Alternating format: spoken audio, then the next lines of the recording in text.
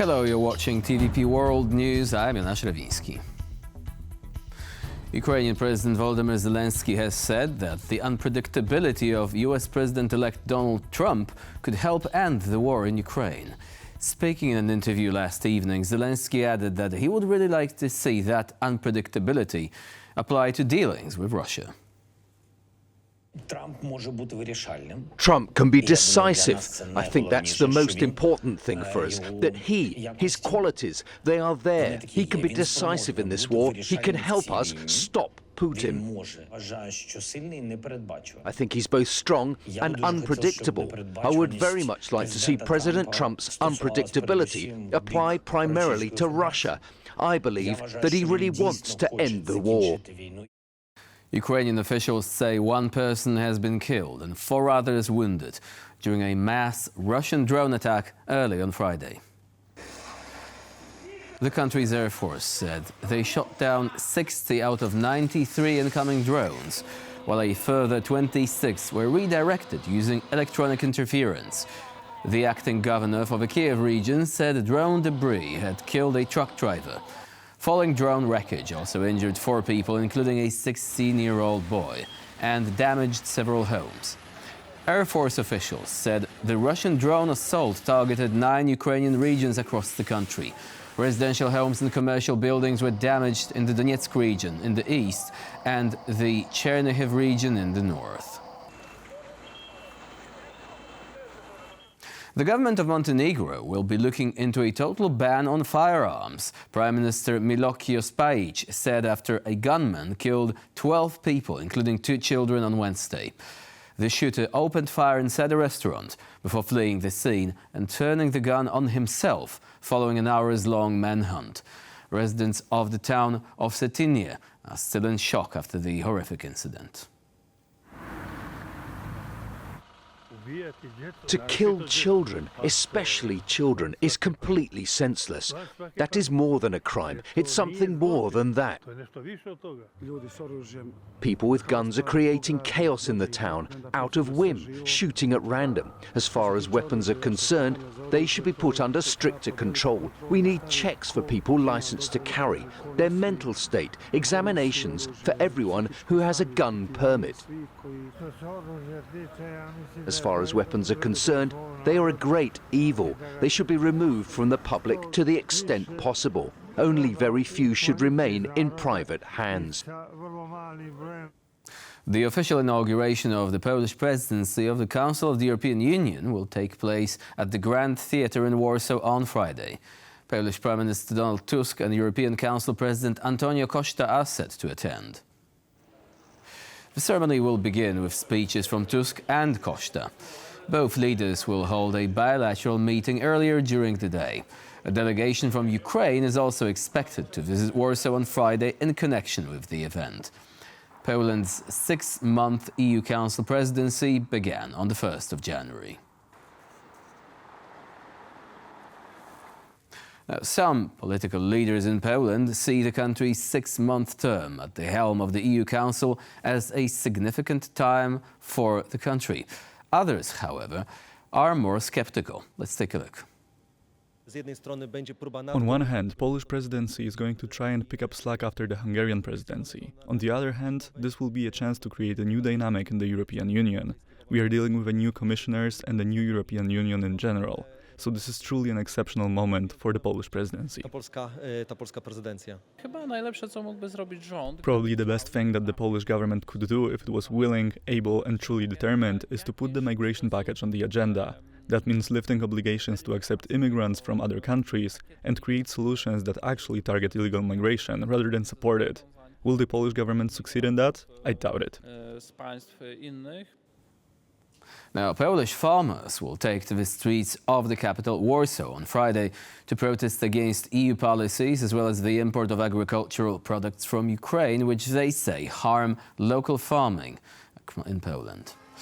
The demonstrators will gather outside the European Commission office at 2 p.m. local time. Then they will march through the streets of the capital to finally reach the Grand Theatre, where the official inauguration of the Polish presidency of the Council of the European Union is set to take place at 8 p.m. Over 20 agricultural organizations will participate in the demonstration. The slogan of the protests is 5 times no. Members of hunting communities unhappy with EU policies towards forest management and hunting will also be in attendance. Poland's electricity and gas transmission system operators will step in and provide Kiev with emergency energy supplies if needed, a high-level official confirmed to TVP World. It comes after Slovakia threatened to cut off electricity to the war-torn country as a wider energy spat engulfs the bloc. Our correspondent Angela Skujins reports from Brussels. A high-level official has confirmed to TVP World that if Russia continues to target Ukraine's crippled energy infrastructure and if Slovakia gets serious on its threat to cut off emergency energy supplies to Kyiv, that Poland will step in. Now, this spokesperson comes from the Polish representation to the EU, and they said that emergency aid would be provided through Poland's gas and electricity transmission system operators. It comes as energy has become a hot-button issue in recent weeks across the continent. It started when the Ukrainian President Volodymyr Zelenskyy announced that he would not seek to extend a contract with Russian state-owned gas company Gazprom. Now, Gazprom has been pumping cheap Russian gas through Ukraine's Soviet-era pipes through to other EU member states. Now, when the Ukrainian president made this announcement, it angered a range of EU member states. This includes Slovakia. And in an act of retaliation, Slovakia threatened to cut off energy and electricity supplies to Ukraine. But with this recent announcement and confirmation from Poland, I'm sure that many Ukrainians will be happy that the lights will be kept on for a little while longer. My name is Angela Skujins, reporting from Brussels for TVP World. Ukraine's decision not to extend the gas transit deal with Russia also sparked an energy crisis in Moldova. Bordering Ukraine from the south, Moldova and its Russian-influenced breakaway region of Transnistria are now struggling to provide electricity and heating to their citizens. Homes are going cold after large-scale gas cut-offs began in Moldova's pro-Russian breakaway region of Transnistria. This year did not start out easy. Yes, there is a problem. The gas supplies were cut off, but, well, we had been preparing for it. The separatist region was left without Russian gas after Ukraine's 5-year transit deal with Russia was halted. Kyiv staunchly opposes funding Putin's war machine. The local energy company issued recommendations, such as sealing windows and balcony doors, covering them with blankets, and dressing warmly. Until recently, Russia supplied Transnistria with some 2 billion cubic meters of gas per year, part of which was later sold to Moldova. The rest of Moldova has been independent of Russian supplies since 2023, purchasing on European markets instead. The losses Putin is going to incur with this transit halt to Europe are not going to be really very dramatic. There are other things, and there are many other signs testifying that he's running out of resources.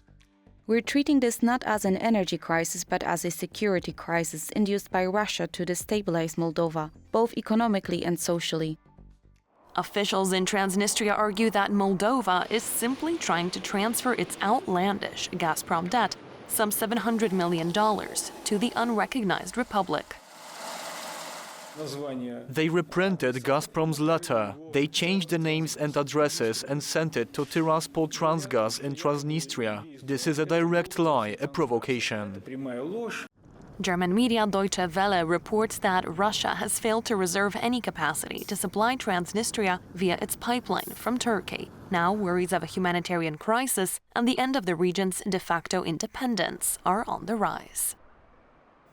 US President Joe Biden has said that the suspect responsible for the New Orleans terrorist attack was inspired by the infamous Islamic State. Apart from ramming his truck into the crowd, the man left 2 ice coolers filled with improvised explosives and equipped with a remote detonator. They've established that the attacker was the same person who planted the explosives in those ice coolers in 2 nearby locations in the French Quarter just a few hours before he rammed into the crowd. with his vehicle. They assess he had a remote detonator in his vehicle to set off those 2 ice chests. So there's no question that, remember all the talk about other people were involved, placed in, they have him, they have established he's there, and even established that he had a detonator to explode those ice chests. As I said yesterday, the attacker posted several videos just several hours before the attack, indicating his strong support for ISIS. And according to the New Orleans Police Superintendent Anna Kirkpatrick, the suspect who rammed his vehicle into a crowd of New Year's Eve partygoers acted alone.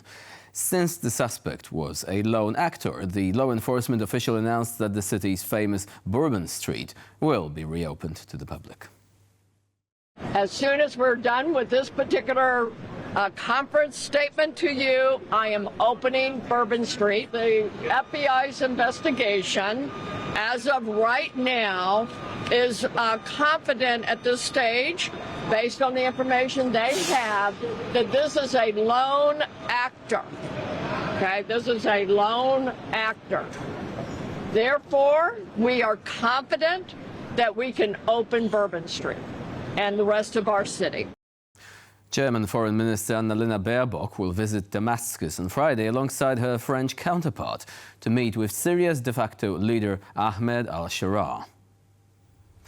The purpose of the trip is to send a clear signal to the Syrians that a new political opening between Europe and Syria, between Germany and Syria, is possible, according to the German Foreign Minister.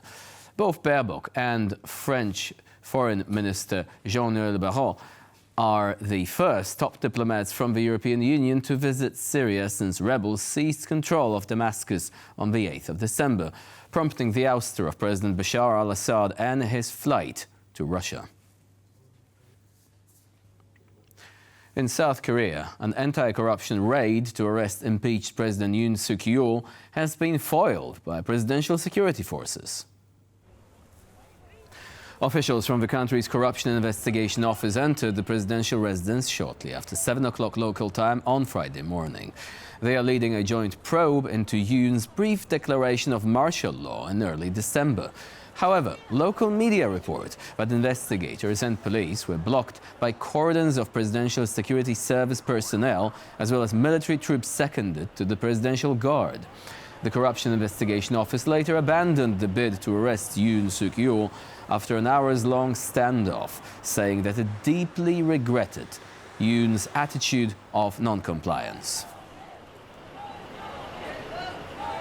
And moving on to Denmark now. The Danish royal house has unveiled the new coat of arms chosen by King Frederik X.